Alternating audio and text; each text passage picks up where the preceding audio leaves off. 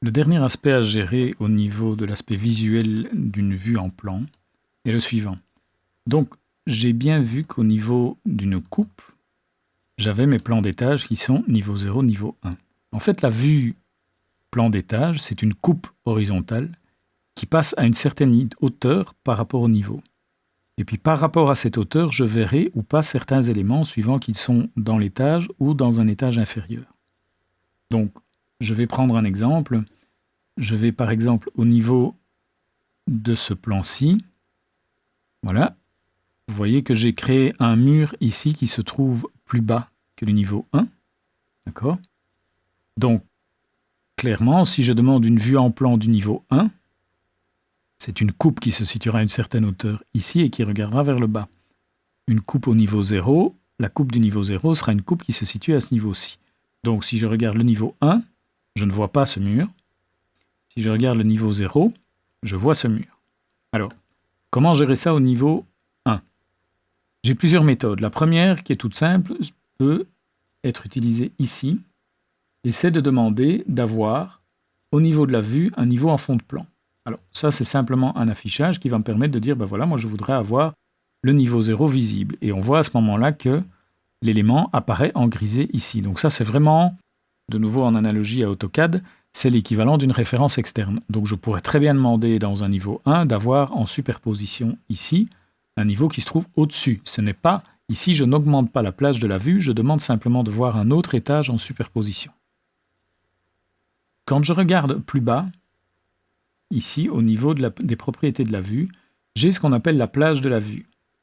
Alors la plage de la vue, si je modifie ceci, voilà, j'ai ici le renseignement sur le plan de coupe de ma vue. Donc, le plan de coupe est bien ici défini sur le niveau 1. Alors ça, forcément, je ne peux pas le modifier puisque cette vue en plan a été créée sur base de la création du niveau 1. Par contre, j'ai un décalage de 120. Donc ça veut dire que cette vue en plan, la coupe, le niveau de coupe de ces murs ici est à 120 par rapport au niveau.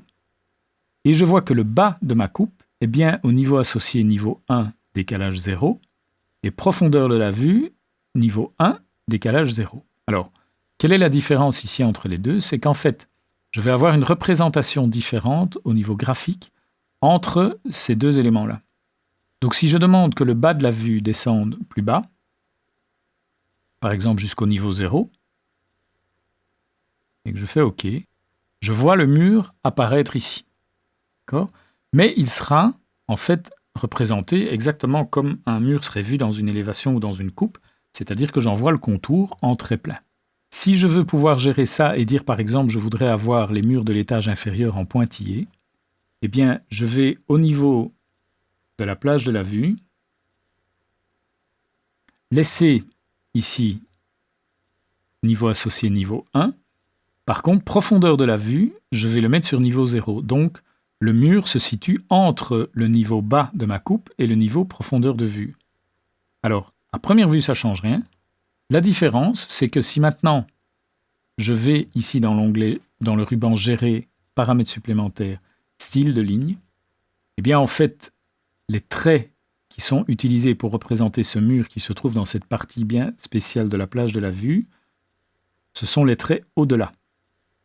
Donc vous descendez sur ligne, prenez la ligne au-delà, et vous avez la possibilité, par exemple, d'en changer la couleur. Par exemple, je les voudrais en vert, et de changer le motif des lignes. Je voudrais, par exemple, en trait caché. Je fais OK. Voilà, et mon trait, à ce moment-là, mon mur est représenté avec d'autres types de traits. Donc ça me permettrait, par exemple, d'avoir au niveau de la plage de la vue, mettre ceci, ce niveau-là qui correspond à tout ce qui doit être vu en trait plein, comme si c'était réellement vu dans une élévation, une coupe. Et puis, par contre, ici, je pourrais par exemple descendre à un niveau plus bas pour voir par exemple un pointillé de fondation débordante. Et donc, tout ce qui se trouve entre ce niveau-là et ce niveau-là sera représenté avec le type de trait au-delà que je gère dans Gérer, paramètres, style de ligne, ici.